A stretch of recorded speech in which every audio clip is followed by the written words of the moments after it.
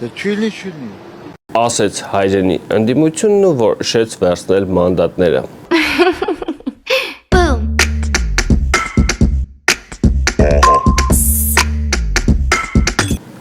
Ես անձամբ մանդատներ վերցնելուն կամ չվերցնելուն այդպես սուչ էի վերաբերվի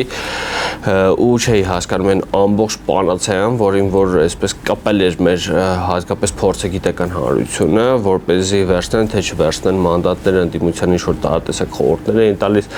պարզեցել պարզորեն ընդդիմությունը ի սկզբանե էլ հակված է մանդատները վերցնելուն։ Ու այդ մանդատները վերցնել կամ չվերցնելը չի, որ լեգիտիմացնելու է կամ ապա լեգիտիմացնելու է Փաշինյանի իշխանությունը, ընտրությունների արդյունքները եւ այլն։ Այլ հարցը համանդրական դատարանն է, թե ինչի որոշեց ընդդիմությունը դիմի համանդրական դատարան, նախապես իմանալով դրա արդյունքները, նախապես հայտարարելով, որ գիտեն մոտավորապես թե ինչ որոշում է կայացնելու համանդրական դատարանը ու այդքանով հանդերձ դիմում են համանդրական դատարան։ Այդտեղ իրենք լեգիտիմացրին թե համանդրական դատարանը, թե համանդրական դատարանի որոշումը։ Փաշինյանն արեց ամեն ինչ, որպեսզի երրորդ ընդդիմադիր ուժը չանցնի խորհրդարան։ Արեց բոլոր հնարավոր ու անհնար ձևերով։ Ընտրությունների արդյունքները կեղծելով, եղած արդյունքները վերահաշվարկից հետո անվավեր ճանաչելով։ Հիմա էլ անցել է հաջորդ ու քանի դեռ մեր հայրենի ընդդիմությունը այսպես խորում է ու խոկում խիկարի նման, Փաշինյանը սկսել է գործել ու շատ կոնկրետ թիրախային կետերով։ Սկսենք հերթով։ Դե ակցիզային հարկի մասին չեմ խոսում, արդեն խոսել ենք, ակցիզային հարկը բարձրացել է, որը իր հետևից բերելու է այսպես շատ մեծ թանկացումներ։ Ինչ արեց հաջորդ քայլը։ Ինչ խոսք է տվել, այսպես ասած, նախընտրական քարոզը արշավի ընթացքում, որը որ ուղղված է ընդդիմադիրներին, ոնց որ հերթով մարդը իրականացնում է։ Հաջորդ քայլը Փաշինյանի վերջերս ընդունած օրենքն է, համաձայն որի վերջին 2 տարում դրսում գտնվող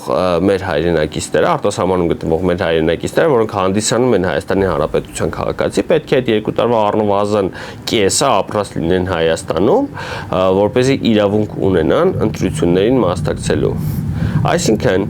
երբ 2018 թվականին, երբ 2021 թվականին այն բիոզանգվածը, որը որ լուրերով բոլորս տեսել ենք այդ մարդկանց, ասում էին, եկել եմ Ռուսաստանից, որ ընտրեմ Փաշինյանին, էլի թողեմ գնամ։ Այսինքն իրենց գոյությունն ու իրենց արարքը օքեյ էր ու այդ ժամանակ որևէ մեկը որևէ բան չխոսեց նույն իրենց իշխանությունից, բայց ընդ որում այդ դեպքում կային ապացույցներ, այդ մարդիկ իրենք են խոստովանում, որ հենց դրա համար են եկել, բայց տուրք տալով կամ գուցե ստեղծելով հենց այդ բամբասանքները, այսինքն ինչ-որ բամբասանքների հիման վրա երկրի թիվ 1 դեմքը ինչ-որ արգելք է հնարում, այսպես ասած երևակայական թշնամու դեմ պայքարելու համար, այսինքն որպեսզի դրսի հայերը չգան ու չընտրեն ուրիշ մարդու, քանի որ այսպես բամբասելու մակարդակի տեղեկություններ կային, որ իբր ընդդիմությունը ֆինանսավորում է դրսից ինչ-որ մեծ քանակի հայերի գալը Հայաստան, որպեսզի մասնակցեն ընտրություններին։ Ու ստեղծվեց այս օրենքը, կանխելու հետագա ինչ-որ փորձերը, քանի որ հասկանում եմ, որ արդեն հատել է անդառնալիության գիծը ու չունի էլ այն ազդեցությունը, չունի էլ այն կոպիտ ասած լեգիտիմությունը հասարակության մոտ, որպեսզի կարողանա գոնե քիչ թե շատ օրինական կերպով շարունակի պահել իր իշխանությունը։ Ինչ վերաբերում է հաջորդ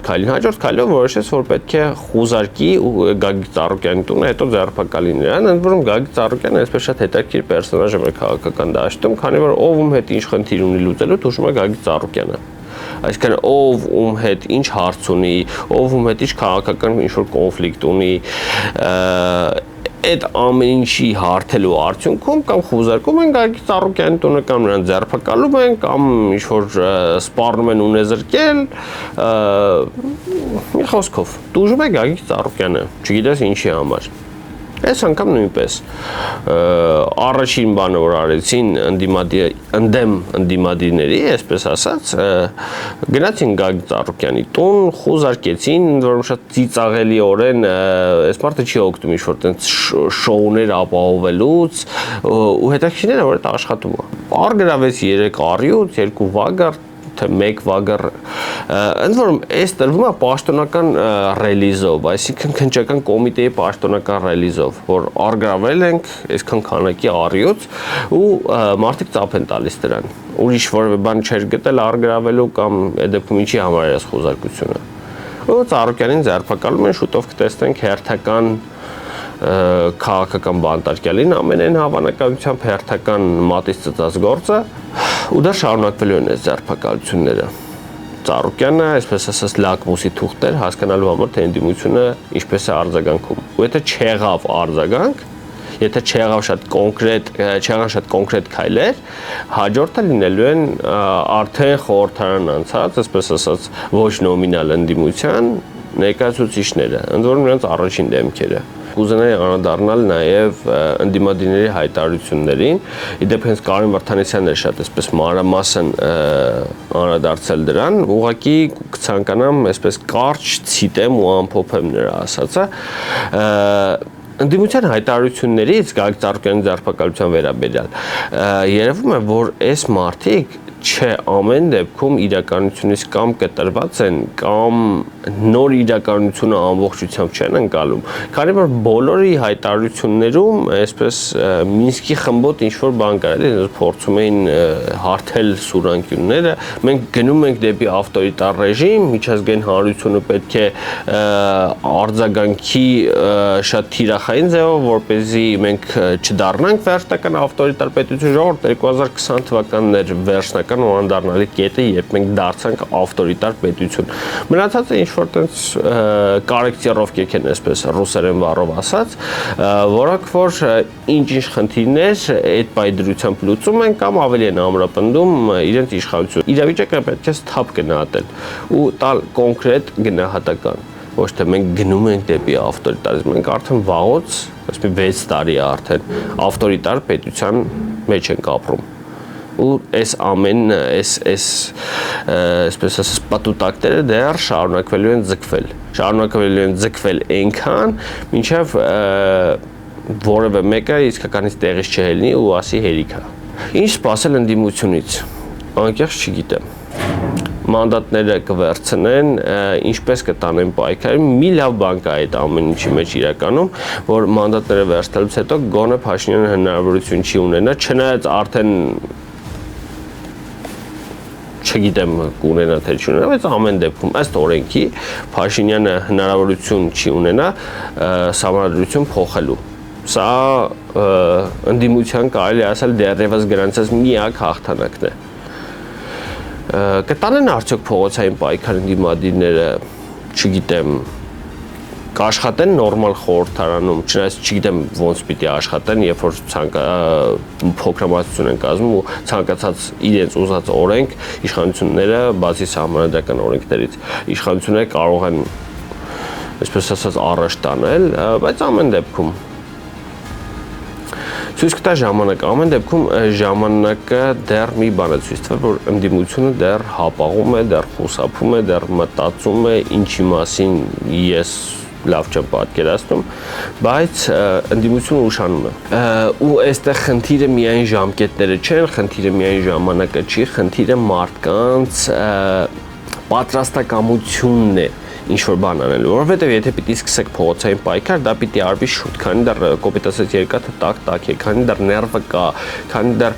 ամբողջությամբ զգոնությունը բթացած չի, իսկ Փաշինյանը դրա վրա աշխատում է ամեն օրվա ռեժիմով, մարդկանց զգոնությունը բթացնելու, մարդկանց այլ հարցերով, գուցե այսպես շիզոֆրենիկ հարցերով, բայց ամեն դեպքում այլ հարցերով շեղելու էականից ու տեղեկատվական դաշտը անընդհատ լցվում է այսպես կոյուղաջրերով, այլ չասեմ ստեղծվում են քաղաքում անընդհատ պայմաններ, քաղաքում չէ, ամբողջ պետությունում անընդհատ ստեղծվում են պայմաններ, որպեսզի մարդը անընդհատ այսպես լարված լինի, անընդհատ